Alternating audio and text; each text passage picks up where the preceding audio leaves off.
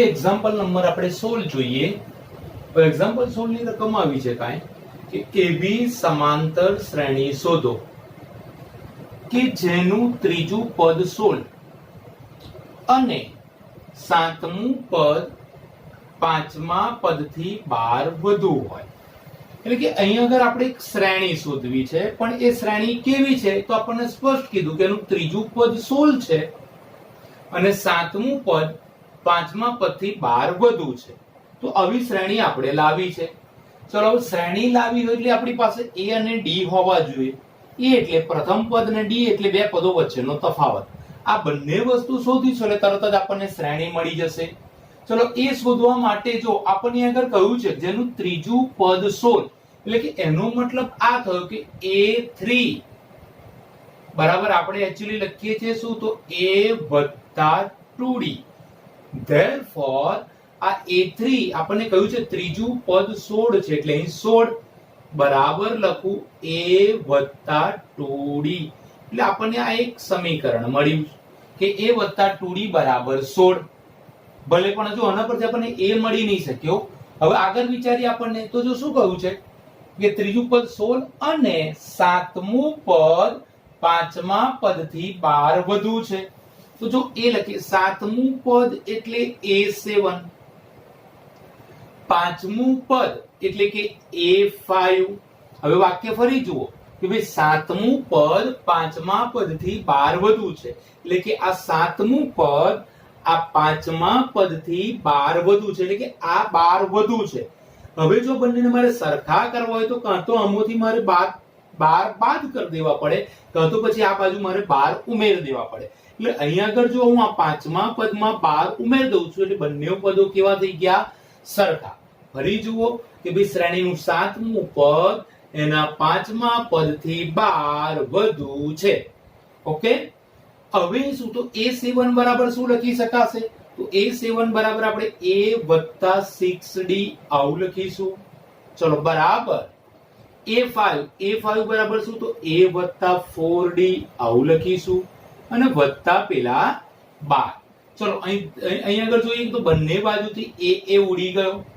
હવે જો હું d વાળા પદો એક બાજુ લઈ જાઉં અને d વગરના બીજી બાજુ એટલે મને d મળી જશે. તો જો 6d - 4d = 12. ચલો therefore આ 6d માંથી 4d ગયો એટલે કેટલા રહેશે? 2d. એટલે અગર મેં 2d લખ્યું = 12. ચલો બેને લાત માર દો. તો therefore d = 12/2. ચલો માટે d બરાબર કેટલા થશે? તો 2 × 12 d 6. એટલે આગળ જો આપણને d મળી ગયો. હવે d મળી જાય તો આ d ની વેલ્યુ સમીકરણ 1 માં મૂકી દઈએ એટલે આપણને a મળી જશે.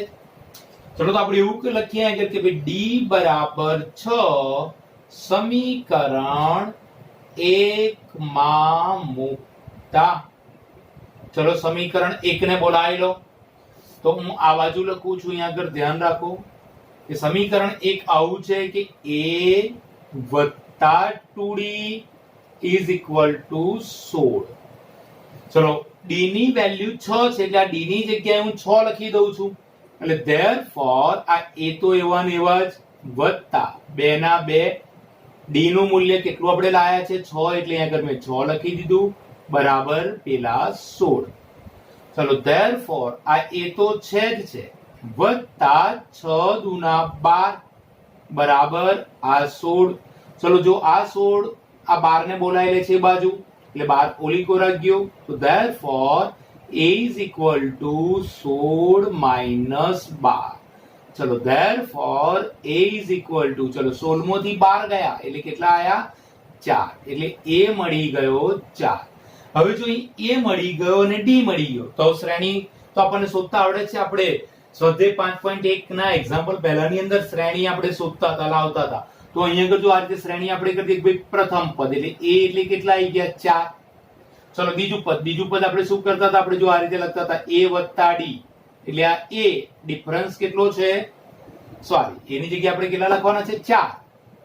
એટલે અહીંયા આગળ લખી દીધા 4. ડિફરન્સ d કેટલો છે? 6. તો 4 ને 6 10. ચલો a વત્તા 2d એટલે 4 વત્તા 2 d એટલે 6. ચલો બરાબર 4 ના 4 વત્તા 6 દુના 12 અને 12 ને 4 16. એટલે જો અહીં 6 6 નો તફાવત એટલે 4 10 16. એટલે માટે શ્રેણી કઈ બની? તો અહીં લખીશું શ્રેણી કઈ બને છે? તો 4 10 16 આમાં 6 ઉમેરી દઈએ એટલે કેટલા થશે? 22 ડેશ ડેશ ડેશ.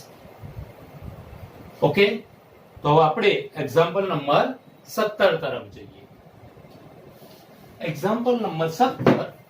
હવે એની રકમ છે સમાંતર શ્રેણી 3 8 13 ડેશ ડેશ ડેશ 253 હોય તો તેનું છેલ્લેથી 20મું પદ શોધો. એટલે જો અત્યાર સુધી આપણે અગાઉ ભાઈ એનું 15મું પદ શોધો, 20મું પદ શોધો, 40મું પદ શોધો તો આપણે સીધું an સૂત્ર દ્વારા શોધી લાવતા હતા. પણ અહીંયા આગળ આ રકમની અંદર જો છેલ્લેથી 20મું પદ કીધું તો જેને સરળ રીતે ગણવું હોય તો આ જે શ્રેણી છે એ શ્રેણીને આપણે ક્રમ ઉલટાઈ દઈએ. આમ તો શ્રેણી જે છે ચડતા ક્રમમાં પણ હોઈ શકે છે અને ઉતરતા ક્રમમાં પણ હોઈ શકે છે. તો આ જે શ્રેણી છે અત્યારે જો ચડતા ક્રમમાં છે 3 8 13 એમ સંખ્યા વધતી જાય છે તો આપણે એને ઊંધી લખી દઈએ કારણ કે આપણે છેલ્લેથી 20મું પદ જોઈએ છે. તો જો અહીંયા આગળ આ બંને પદો વચ્ચે તફાવત કેટલો છે? 5 નો. 8 માંથી 3 ગયા એટલે 5 એટલે કે 5 5 વધે છે. તો હવે આપણે શું કરવાનું? 5 5 ઘટાડીને લખવાના. એટલે પહેલું પદ લખીએ છે 253 અલ્પવિરામ કરી. ચલો આમાંથી 5 ઘટાડી દઈએ એટલે કેટલા થઈ જશે? 248. ચલો હજુ 5 ઘટાડી દઈએ એટલે કેટલા થઈ જશે? 243 ડેશ ડેશ ડેશ. અંતિમ પદ કેટલું થઈ જશે? 3. તો જો આ બંને શ્રેણી એક જ છે પણ અહીંયા આગળ ચડતા ક્રમમાં લખી છે, અહીંયા આગળ ઉતરતા ક્રમમાં લખી છે.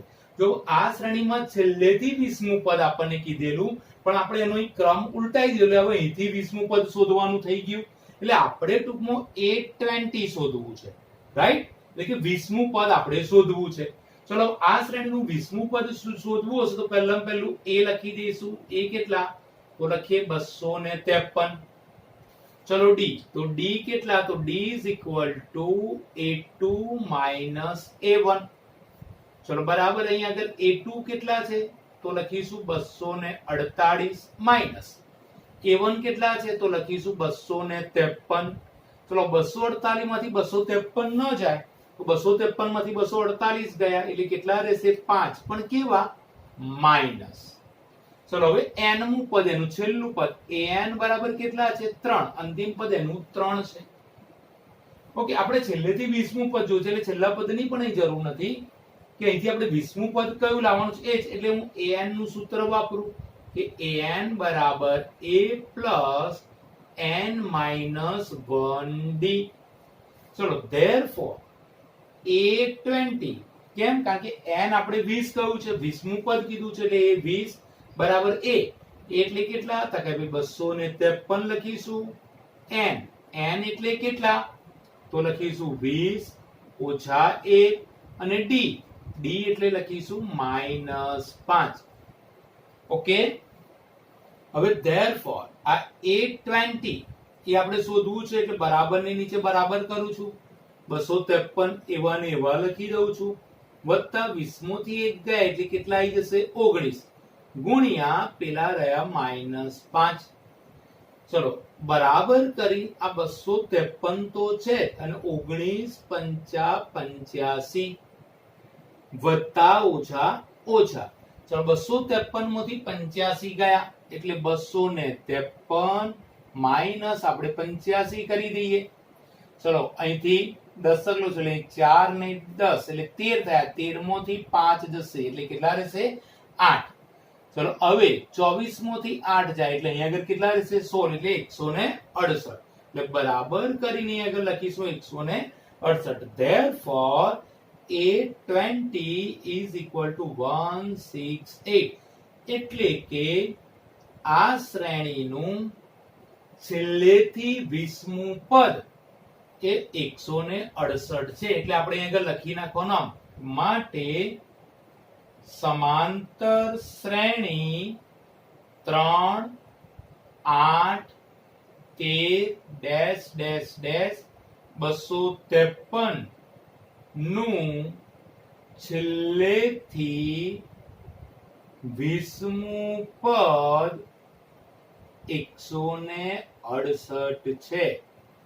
ક્લિયર?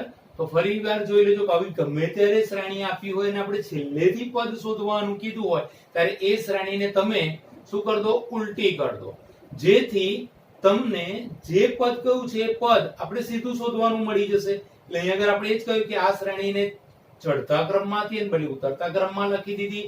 હવે છેલ્લેથી 20મું કહ્યું એટલે આપણે પહેલેથી 20મું પદ થઈ ગયું, એટલે કે ટૂંકમાં 20મું પદ શોધવાનું થયું. એટલે a અને d લખી દીધા અને an વાળું સૂત્ર વાપરી અને n બરાબર 20 મૂકીને આપણે 20મું પદ સરળતાથી લાવી શક્યા. તો આ જ રીતે કોઈ પણ દાખલો પૂછે તમારે શ્રેણીને ફેરવી અને બહુ સરળ રીતે ગણી શકો છો. ઓકે, હવે આપણે એક્ઝામ્પલ નંબર 18 જોઈશું.